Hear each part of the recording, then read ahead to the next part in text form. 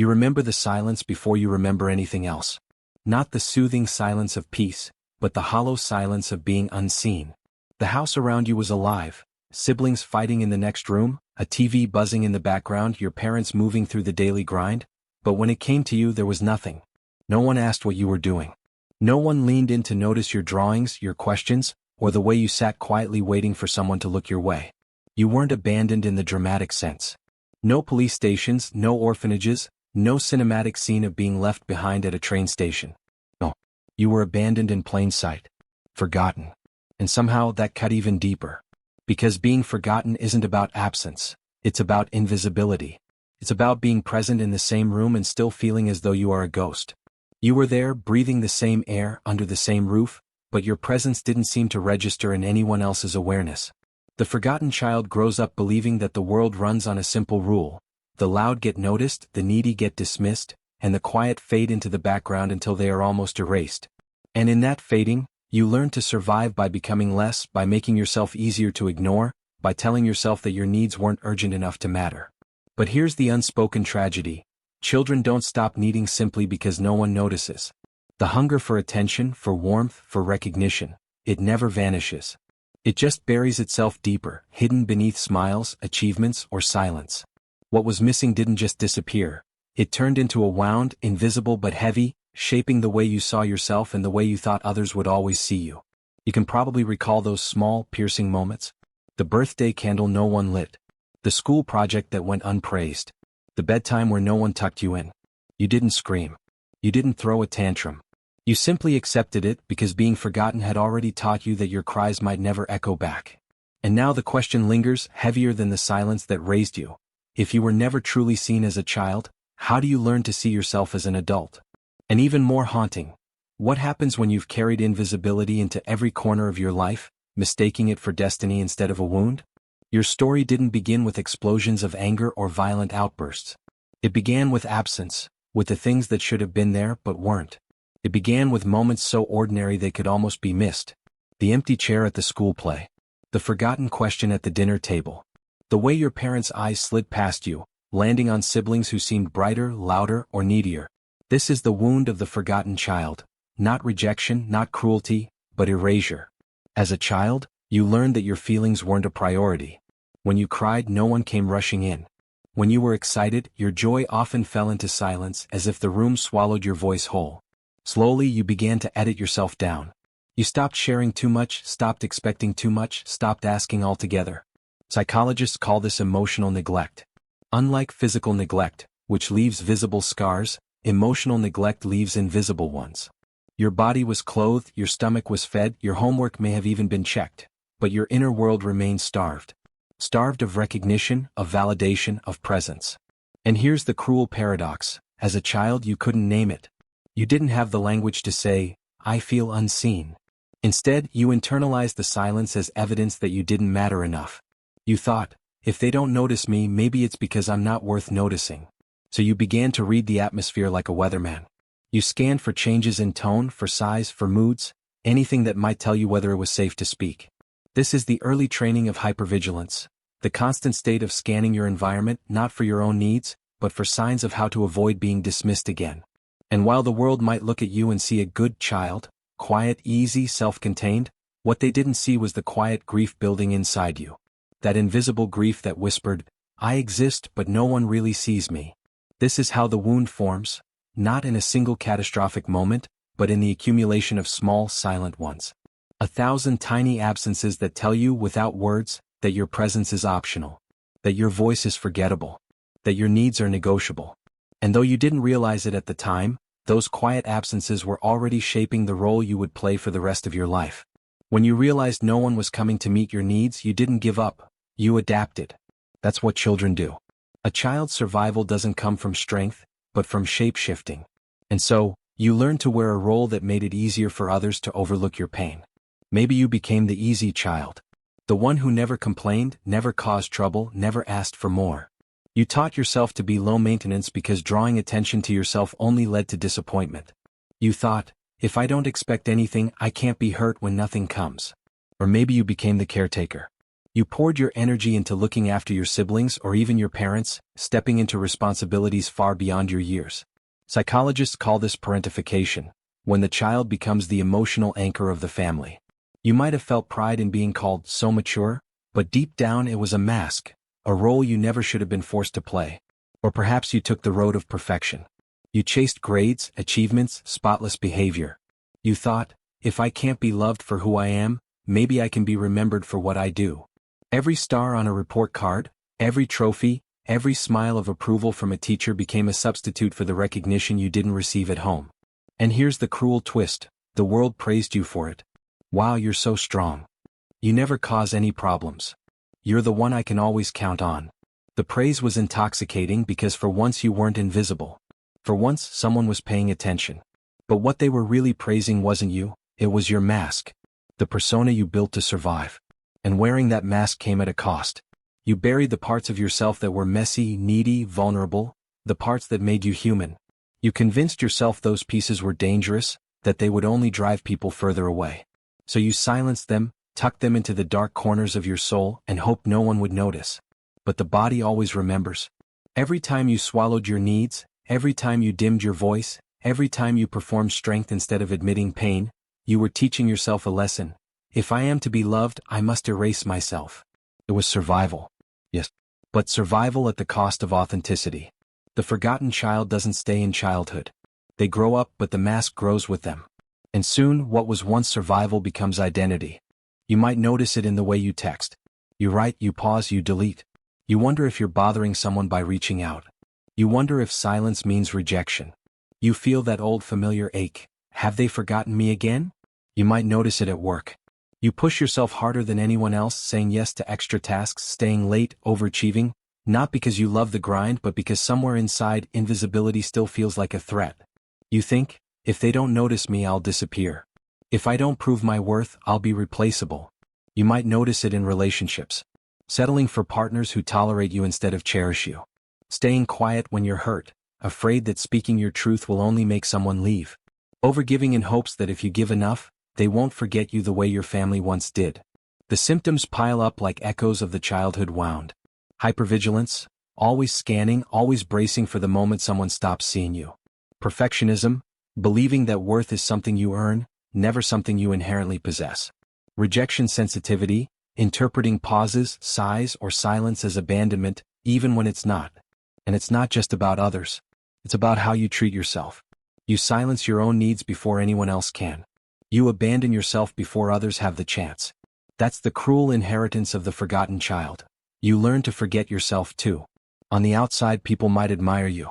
They see resilience, independence, competence. They say things like, "You're so reliable. You're so strong." They have no idea that every compliment lands on top of a hollow truth. You're exhausted from holding yourself together. You're tired of being the one who doesn't need help. You're tired of being unseen. Because what once saved you, silence, invisibility, compliance, now betrays you. It keeps you trapped in relationships where your needs don't matter, in jobs where your efforts go unnoticed, in a life where you exist but don't fully live. And the hardest part? You begin to believe that this is just who you are. That invisibility isn't a wound, it's destiny. But it isn't. Here's the truth your body never forgot, even if your mind tried to bury it. Children will sacrifice almost anything for belonging. You would rather erase yourself than risk losing connection. Because as a child, you couldn't afford to rebel. You couldn't pack a bag and walk away. You couldn't stand in the kitchen and demand, "See me, hear me, love me." So instead you chose the only option you had: silence. Adaptation. Disappearance. Psychologists call this the tension between attachment and authenticity. A child is born needing both, to feel safe in connection and to live as their true self. But when those needs clash, attachment always wins. Because for a child, losing connection feels like death. So you learn to bury your authenticity, your tears, your wildness, your joy, your anger, in order to keep a thread of attachment alive. You thought, if I abandon myself, at least I won't be abandoned by them. And that decision, though unconscious, shaped everything. Every time you silenced your needs, you told yourself, "I don't matter." Every time you swallowed your truth, you whispered, "My voice is too much." Every time you chose compliance over expression, you reinforced the belief, the only way to belong is to disappear. Here's the gut punch. The The forgotten child didn't just get erased by others, they learned to erase themselves. That's the hidden legacy. You weren't only forgotten by your family, you became the one who keeps forgetting you. Think about it. How many times have you ignored your own exhaustion? How many times have you said yes when you meant no? How many times have you convinced yourself your pain wasn't important enough to voice? It isn't weakness. It isn't failure. It's survival. It's the body's memory of what kept you safe once upon a time. But survival is not the same as living. And here lies the deeper truth. The wound was never about being unworthy. The wound was about being unseen. And the only way out is to begin the long, trembling journey of seeing yourself, fully, unapologetically, even when others do not. Because belonging without authenticity is a cage. And freedom begins when you stop abandoning the child you once were. There comes a moment, sometimes in therapy, sometimes alone in the middle of the night, sometimes during an argument when the silence cuts too deep, when you realize the truth. No one is coming to rescue the child you buried. That realization can feel brutal. For years, maybe decades, you carried a quiet hope that someday someone would notice. That a parent would finally apologize, that a partner would finally see you, that a friend would finally understand. You carried that hope like a fragile candle in the dark, waiting for it to light your way. But here's the devastating liberation. Waiting keeps you trapped. Waiting keeps the forgotten child frozen in the past, begging for someone else to do what they could never do. And so the turning point arrives when you whisper, maybe for the first time, "It's me. I'm the one who has to show up." It's not fair. You shouldn't have had to be your own rescuer. As a child, you deserved arms that held you, eyes that saw you, voices that spoke your worth out loud. But fairness doesn't rewrite the past. And no parent, no partner, no authority can climb back into your childhood and fill the silence you endured. So the responsibility shifts, not as punishment but as empowerment. The forgotten child does not stay forgotten if the adult version of you chooses to remember. You begin by noticing the places where you still erase yourself. The moments you say, "It doesn't matter," when it does. The times you swallow your truth to keep the peace. The ways you abandon yourself before anyone else has the chance. And in those moments you learn to pause, to breathe, to ask, what would I give a child in this moment? What did I need back then that I never received? Because you are no longer powerless. You have language. You have agency. You have the ability to speak, to set boundaries, to choose relationships that see you. The turning point isn't glamorous. It doesn't come with trumpets or sudden transformation. It comes quietly, in the decision to stop waiting for someone else to rescue you, and to begin showing up for yourself. And in that choice, the forgotten child takes their first step out of the shadows. Healing begins with a shift, not in the world around you but inside you. It starts the moment you stop saying, "It wasn't that bad," and finally whisper, "It hurt. It shaped me. And it still lives inside me." That's where the work begins. For the forgotten child, healing isn't about rewriting the past. It's about reclaiming the parts of yourself you left behind. The messy parts, the needy parts, the tender parts, the ones you silenced because you thought they were unworthy. Psychologists call this inner child work. Others call it shadow work, facing the pieces of you that were buried because they were inconvenient for others. It's not easy. It requires asking yourself uncomfortable questions. What did I need back then that I never received? What did I long to hear but never heard? What parts of myself did I learn to hide in order to be accepted? At first, the answers sting. Maybe you needed gentleness. Maybe you needed attention. Maybe you needed protection from chaos. And realizing you never got those things can reopen the grief you thought you had buried. But here's the beauty. As an adult, you can begin to give them to yourself now. You can learn to notice your own emotions instead of dismissing them. You can practice speaking your truth even when your voice shakes. You can celebrate your small victories instead of waiting for someone else to clap for you. You can build relationships that feel reciprocal, where you are not just the giver but also the one who receives. Healing also means learning to recognize when invisibility creeps back in. The moment you find yourself saying yes when you mean no, or shrinking your needs so someone else won't be inconvenienced, that's when you pause. You remind yourself, I am not that forgotten child anymore. I do not have to abandon myself. And slowly you begin to rewrite the story. The forgotten child becomes the remembered adult. The silenced voice becomes a voice of clarity. The invisible presence becomes a self that takes up space, unapologetically. Healing is not fast. It's not linear. There will be days you slip back into old patterns, days when invisibility feels safer. But each time you choose to see yourself, to remember yourself, you loosen the grip of the past. And that is how the forgotten child begins to come alive again. The story of the forgotten child is not a story of weakness, it's a story of survival. You were overlooked, erased, unseen. But you found a way to endure. You wore the mask, you played the role, you built a life in the shadows. And though it cost you pieces of yourself, you carried on. But now, as an adult, you no longer need to live in the shadows. The forgotten child doesn't have to stay forgotten. You can begin to remember. Remember the small self who sat quietly, waiting to be noticed. Remember the tears you swallowed, the drawings left on the counter, the laughter no one joined in. Remember the silence that raised you. Not to drown in it, but to finally say, I see you. I hear you. You matter. Because here is the truth. You never had the childhood you deserved, but you still have a future. A future where you no longer abandon yourself. A future where you set boundaries not out of fear, but out of self-respect. A future where your needs are not negotiable but honored. Your worth is not measured by how little space you take up. Your value is not proven by how easy you are to ignore. You do not have to keep disappearing to belong.